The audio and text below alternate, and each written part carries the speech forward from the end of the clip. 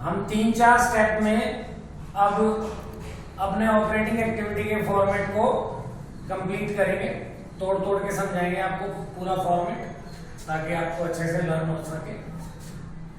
तो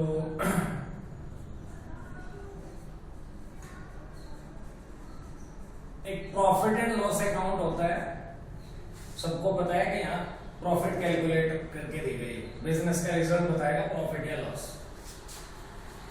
एक आपने profit and loss appropriation account भी सुना हुआ है, जिसमें हम एप्रोप्रिएशन ऑफ प्रॉफिट्स वाली आइटम लिखते हैं।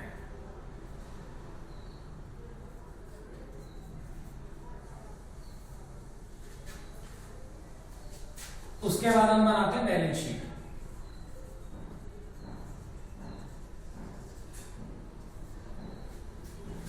तो जैसा कि हमने अभी पढ़ा कि अकाउंटिंग प्रॉफिट हमें दिया होगा, कैश प्रॉफिट तक जाना है हमें। तो क्वेश्चन ने आपको प्रॉफिट बैलेंस शीट के ऊपर खड़ा किया हुआ है, आपको कैश प्रॉफिट तक पहुंचना है,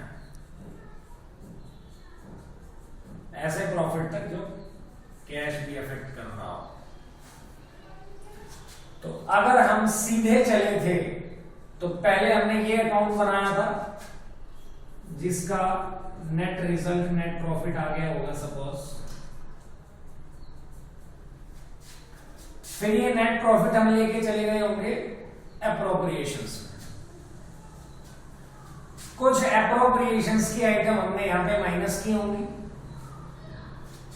फिर जो बचा होगा प्रॉफिट उसे हम लेके चले गए होंगे बैलेंस शीट में। अब हम वापस आना चाहते हैं अपने कैश प्रॉफिट पे, तो कुछ आइटम्स का अफेक्ट एलिमिनेट करके हम कैश प्रॉफिट पे आ जाएंगे। तो बैलेंस शीट से जब हम यहां पे आएंगे प्रॉफिट पे, तो बीच में P&L एप्रोप्रिएशन आ रहा है। हम यहां पर जो करके गए थे उसे ही उल्टा कर देंगे। कुछ आइटम्स थी यहां पर जिसकी वजह से प्रॉफिट को रिड्यूस कर दिया था हमने, वापस ऐड कर देंगे। यहां से यहां जाने में हमने वो माइनस की थी, वापस आते टाइम माइनस वाले को प्लस कर देंगे। वो आइटम्स क्या थी? एप्रोप्रिएशंस। 4 ही आइटम है। पहली ट्रांसफर टू रिजर्व्स, या तो हमने प्रॉफिट का कुछ हिस्सा रिजर्व में ट्रांसफर कर दिया होगा। नेक्स्ट है प्रपोज्ड डिविडेंड।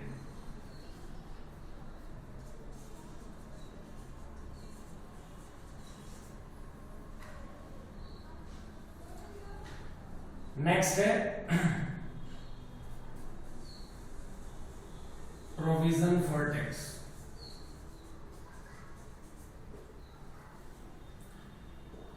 और लास्ट है इंटरिम डिविडेंड।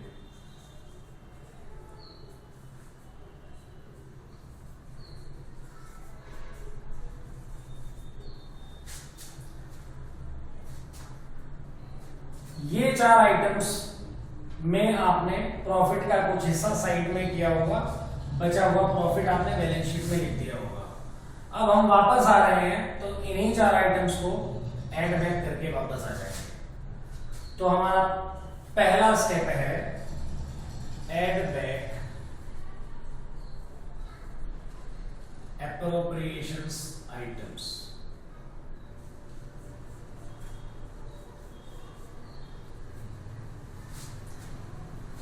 इतना करने के बाद आप फॉर्मेट के अंदर पहुंच जाएंगे नेट प्रॉफिट बिफोर टैक्स पे।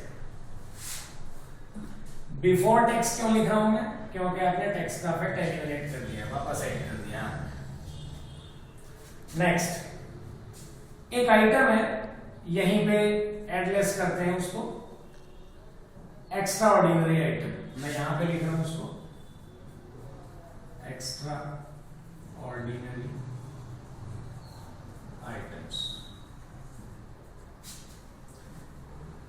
दोनों साइन लगेंगे जब भी हम फॉर्मेट में लिखेंगे इसको, प्लस का भी माइनस का भी। क्यों?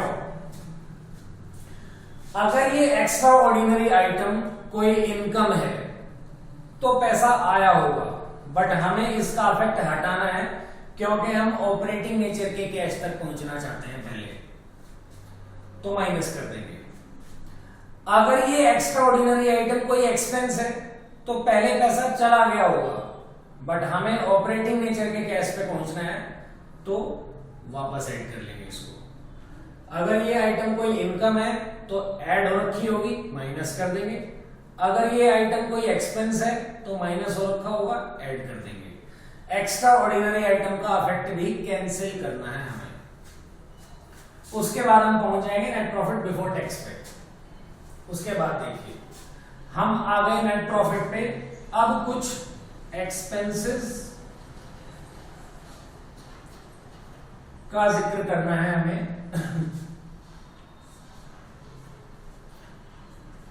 नॉन ऑपरेटिंग एक्सपेंसेस का।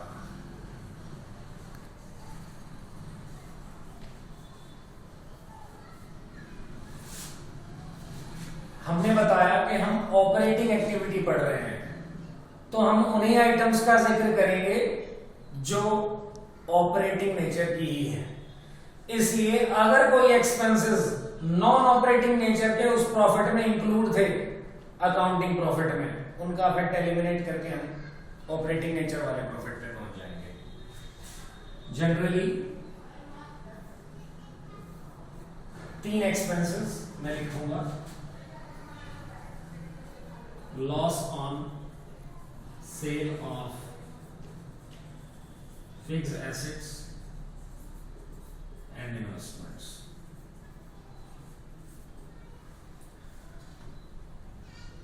Premium payable on redemption of debenture या प्रेफरेंस शेयर और इंटरेस्ट पेड।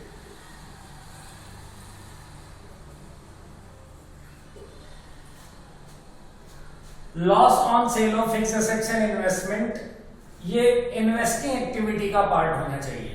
कोई हमने फिक्स्ड एसेट्स बेचा या इन्वेस्टमेंट बेची तब कोई लॉस हुआ, ये डेली थोड़ी ना होगा, तो ऑपरेटिंग नेचर का नहीं है। डिवेंचर या प्रेफरेंस शेयर फाइनेंसिंग एक्टिविटी में आएंगे, ये भी डेली रिडीम नहीं होते, ऑपरेटिंग का पार्ट नहीं है। इंटरेस्ट पेड फाइनेंसिंग एक्टिविटी का पार्ट है, हमने पिछली वीडियो में ही पढ़ा था, पिछली क्लास में ही पढ़ा था हमने कि इंटरेस्ट पेड फाइनेंसिंग में क्यों आया। मैं उम्मीद करता हूं आपको नॉन ऑपरेटिंग एक्सपेंसेस का लॉजिक क्लियर हो गया होगा। तो नॉन ऑपरेटिंग एक्सपेंसेस को भी आपको क्या करना है, add back.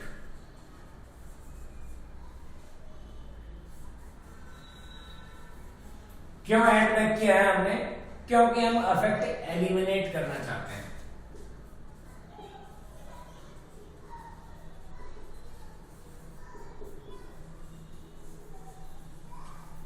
To eliminate the effect.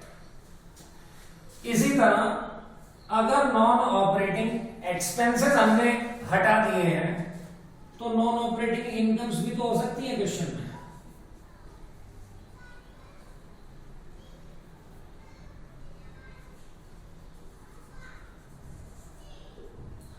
Non operating incomes भी हो सकती है क्वेश्चन के अंदर।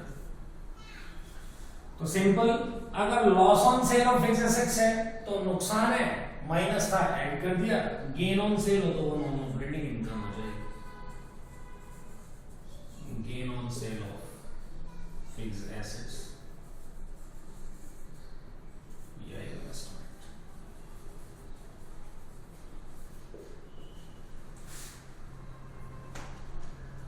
इंटरेस्ट पेड हमने ऐड किया है, इंटरेस्ट रिसीव माइनस हो जाएगा क्योंकि ऑपरेटिंग नेचर का नहीं है। हमने इन्वेस्टिंग एक्टिविटी में 2 नाम और पढ़े थे, डिविडेंड रिसीव और रेंट रिसीव।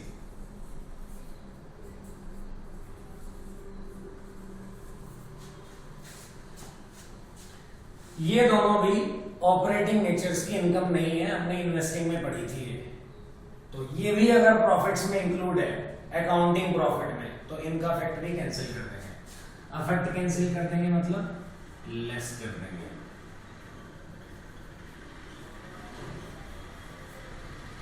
इनको लेस कर देंगे।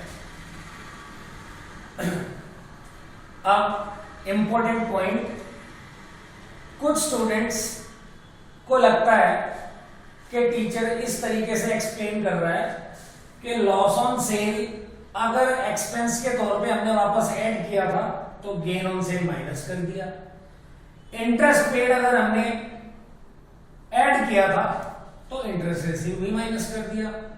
तो कुछ बच्चों को लगता है कि रेंट रिसीव अगर माइनस है तो रेंट पेड ऐड में भी आ जाना चाहिए। तो कई क्वेश्चंस में आपको गुमराह करने के लिए रेंट पेड दिया होता है और बच्चे उसको ऐड में लिख के आते हैं, सिर्फ इसी परसेप्शन के हिसाब से कि रेंट रिसीव माइनस था तो रेंट पेड ऐड भी तो होना चाहिए, इंटरेस्ट रिसीव इंटरेस्ट पेड की तरह, जो कि गलत सोचते हैं। रेंट पेड तो ऑपरेटिंग नेचर का ही एक्सपेंस है, जो सही माइनस हुआ होगा कभी उसे छेड़ना ही नहीं है, जिक्र ही नहीं आएगा उसका ऑपरेटिंग एक्टिविटी के अंदर, क्योंकि वो आइटम ठीक माइनस हुई थी। रेंट रिसीव तो कोई इन्वेस्टमेंट करी है हमने बाहर जिससे रेंट आया है, तो ये इन्वेस्टिंग एक्टिविटी का पार्ट है, इसलिए हमने यहां पे अफेक्ट हटाने के लिए कैंसिल किया है। आपको रेंट पेड ऐड नहीं करना है। शायद आपको समझ में आ गया होगा मैं क्या कहना चाह रहा हूं। जो गलतियां बच्चे करते हैं वो मैं आपको हर स्टेप पे पॉइंट आउट कराऊंगा कि इस तरीके की गलतियां बच्चे करते हैं। आप ध्यान से अगर मेरी वीडियोस देख रहे हैं तो आप वो गलतियां कभी नहीं करेंगे क्वेश्चन में।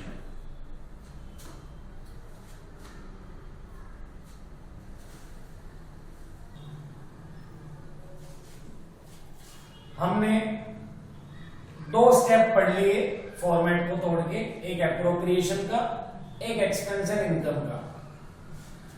थर्ड स्टेप है हमारा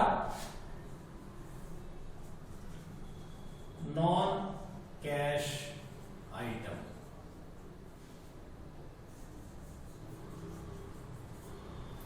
नॉन कैश आइटम का कैश फ्लो में क्या करेंगे हम? सेम ऐड बैक कर देंगे।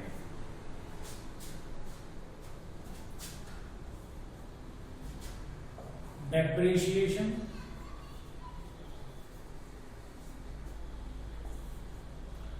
मिसलेनियस एक्सपेंडिचर, रिटर्न ऑफ,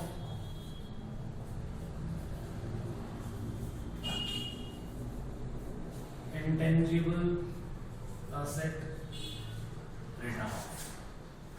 समझिए, यही तीन एक्सपेंसेस हैं। हम पढ़ रहे हैं कैश फ्लो स्टेटमेंट, जिसमें हमें कैश के इनफ्लो या आउटफ्लो का ही जिक्र करना है। बट जो हमें अकाउंटिंग प्रॉफिट दिया गया था क्वेश्चन में, उसमें कुछ नॉन कैश आइटम भी इंक्लूड हो सकती हैं। नॉन कैश आइटम का मतलब है कि ये ऐसी आइटम्स हैं जिनकी वजह से प्रॉफिट तो डिक्रीज कर रहा है, क्योंकि खर्चे वाली साइड हम और खर्चे डाले जा रहे हैं, तो प्रॉफिट तो डिक्रीज करेगा पर कैश डिक्रीज नहीं करेगा। इसलिए हम इन आइटम्स को वापस ऐड कर देते हैं ताकि एक्चुअल कैश हमें पता चल जाए, एक्चुअल प्रॉफिट कैश वाला पता चल जाए। नॉन कैश आइटम इसलिए ऐड बैक कर रहे हैं। एग्जांपल देख लीजिए, डेप्रिसिएशन एक नॉन कैश आइटम है। फिक्स एसेट्स आपने खरीदा था, तभी खरीदा था कभी, उसके बाद आप हर साल से डेप्रिसिएशन लगा रहे हैं। डेप्रिसिएशन कोई ऐसा एक्सपेंस नहीं है कि आपने दुकान पे जाके बोल दिया हो 1 लाख रुपए का डेप्रिसिएशन दे दो। कोई कैश डिक्रीज नहीं होता फर्म का डेप्रिशिएट करते हुए एसेट्स को, बट प्रॉफिट डिक्रीज जरूर होता है, इसलिए इसको वापस ऐड कर देंगे। Same intangible asset return of, यहां पे टेंजिबल एसेट रिटर्न ऑफ हो रहा था, ये इंटेंजिबल एसेट रिटर्न ऑफ के लिए है। अगर इंटेंजिबल एसेट्स की वैल्यू गिर गई हो तो वो भी नॉन कैश आइटम ही है, वैल्यू गिरी है, कैश आउटफ्लो नहीं हुआ कुछ भी। तो प्रॉफिट तो डिक्रीज हुआ, कैश डिक्रीज नहीं हुआ, इसलिए ये भी ऐड बैक कर देंगे। मिसलेनियस एक्सपेंडिचर रिटर्न ऑफ क्या होता है? मिसलेनियस एक्सपेंडिचर रिटर्न ऑफ का मतलब होता है कुछ खर्चे जो हमने सपोज 2-3 साल पहले किए थे, जो कंप्लीटली क्लोज नहीं हुए, 3-4-5 साल में हम उनको क्लोज करेंगे। तो खर्चे जब हुए थे तब हुए थे, हर साल तो सिर्फ क्लोज हो रहे हैं, हर साल कैश आउटफ्लो हो ही नहीं रहा, बट प्रॉफिट तो डिक्रीज कर रहा है हर साल। फॉर एग्जाम्पल एडवर्टाइजमेंट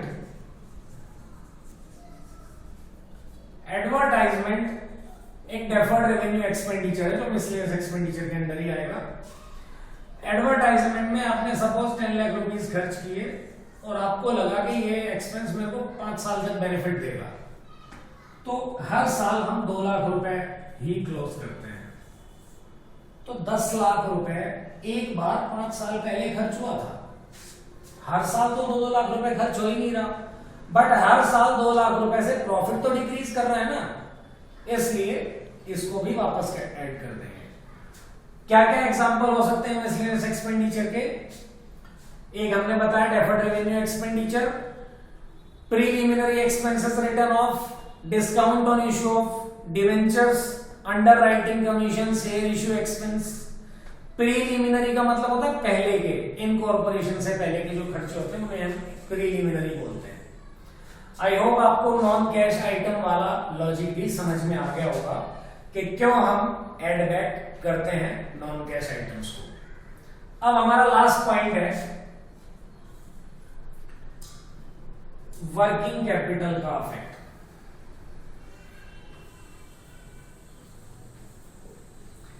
ये 3 स्टेप फॉलो करके आप जो अमाउंट आपको मिलेगा वो पहुंच जाएंगे आप operating profit before working capital changes पे। अब हमें वर्किंग कैपिटल का इफेक्ट और देखना है बस। ये आपने थोड़ी देर पहले सीख लिया कि वर्किंग कैपिटल क्या होता है। तो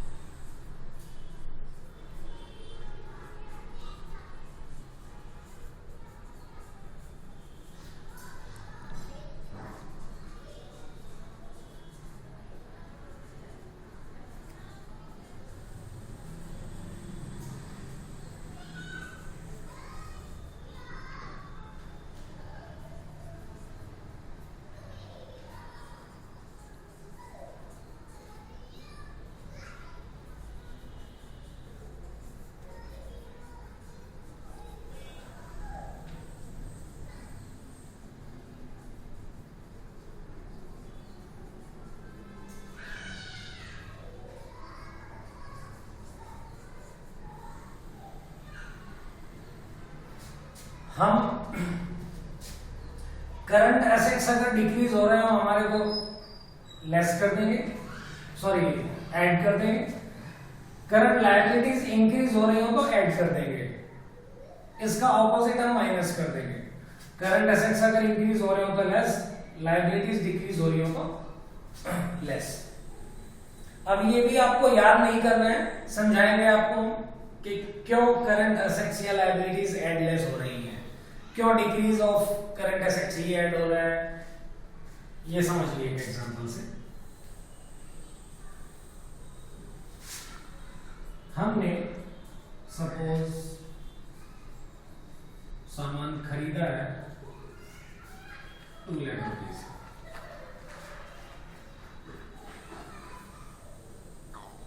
बेचा है 5 लाख का, तो प्रॉफिट हो गया होगा लेट 3 लाख का।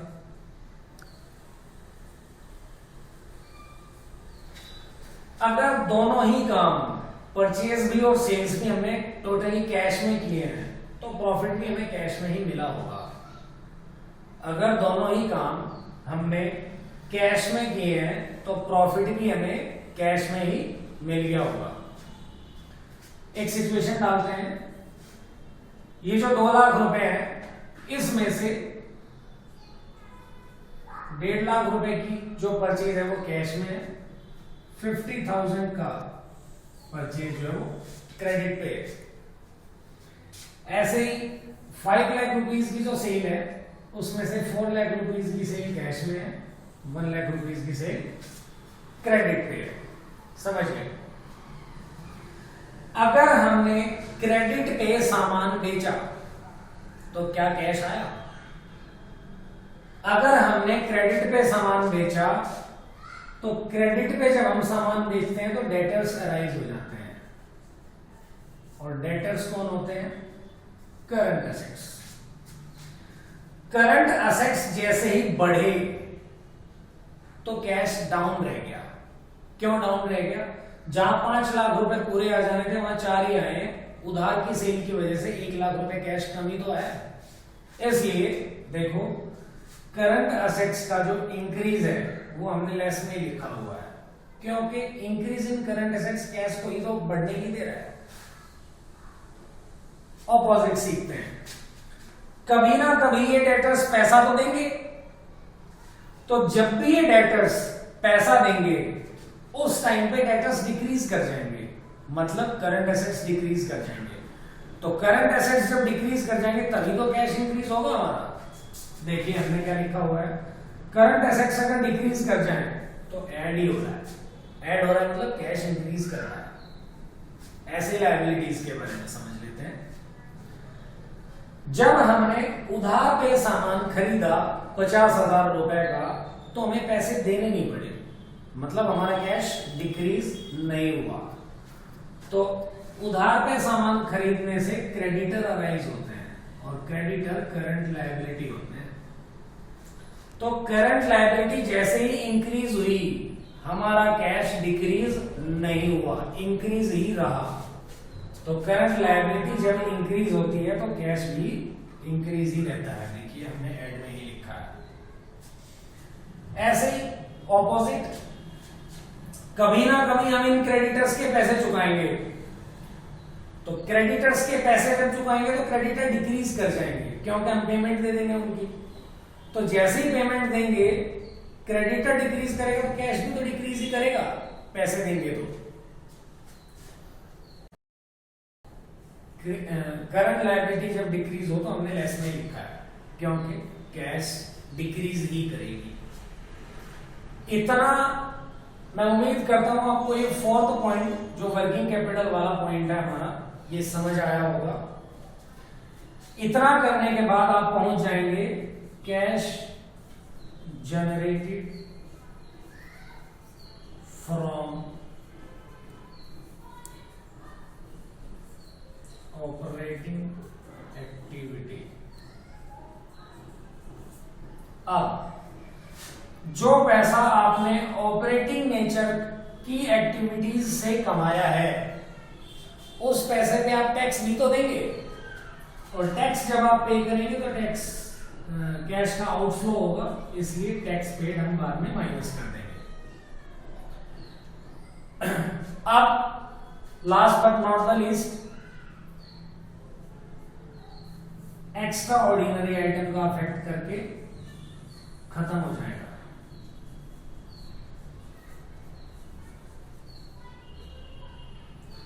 एक्स्ट्रा ऑर्डिनरी आइटम का अफेक्ट वापस से नीचे करेंगे हम। करने के बाद नेट कैश फ्रॉम या यूज्ड इन ऑपरेटिंग एक्टिविटी पे पहुंच जाएंगे।